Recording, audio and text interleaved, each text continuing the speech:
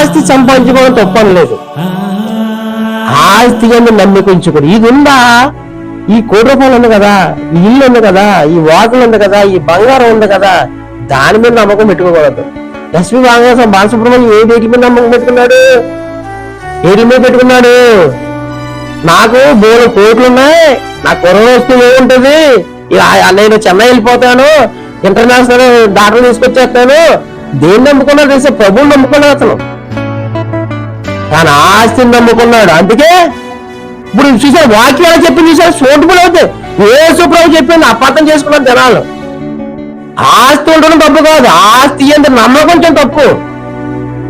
ఇది ఉందో కదా, ఇది ఉందో కదా అని అనుకోకూడదు.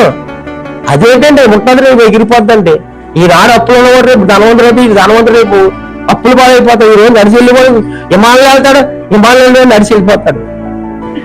ఏముండదు.